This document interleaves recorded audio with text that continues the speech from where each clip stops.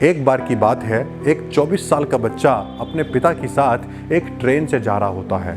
अब जब वो चलती हुई ट्रेन में खिड़की से बाहर देखता है तो वो बहुत खुश होता है और अपने पिता से कहता है कि पापा पापा देखो, ये पेड़ पीछे की तरफ भाग रहे हैं। उसके पिता उसकी तरफ देखकर मुस्कुराते हैं, लेकिन बराबर में बैठे हुए कुछ लोग उस बच्चे की तरफ देखकर मन ही मन मुस्कुराने लगते हैं, उसका मजाक उड़ाने लगते हैं।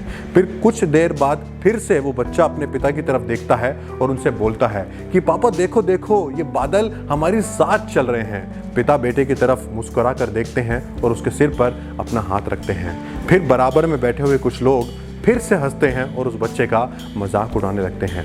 फिर कुछ देर बाद जब ट्रेन स्लो होने लगती है तो खिड़की से सड़क नजर आने लगती है।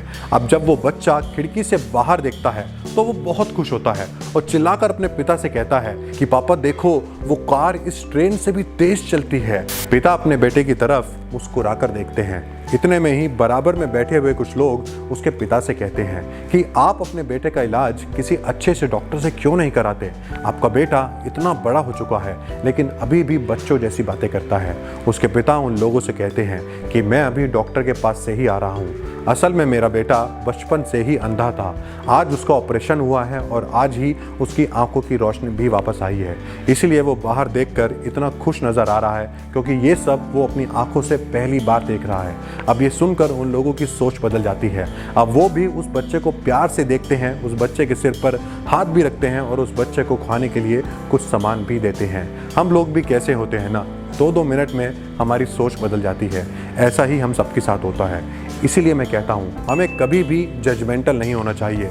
नेवर जज a book by its cover. हर इंसान की कुछ ना कुछ कहानी ज़रूर होती है। हमें कभी भी बिना किसी जानकारी किए किसी भी इंसान के बारे में कुछ नहीं कहना चाहिए।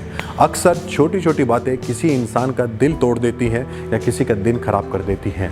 हम लोगों को अप्रिशिएट करना सीखें, उनको डीमोटिवेट करने की जगह उनको मोटिवेट करना सीखें। अगर हम किसी को इनकरेज नहीं कर सकते तो कम से कम किसी को डिस्करेज तो ना करें। यही मैं आपसे कहना चाहता हूँ। अगर आप किसी के जीवन में या फिर हम सब मिलकर एक दूसरे के जीवन में इतनी सी भी खुशी लाने में कामयाब हो जाएं तो सोचिए ये दुनिया कितनी खुशहाल हो सकती है।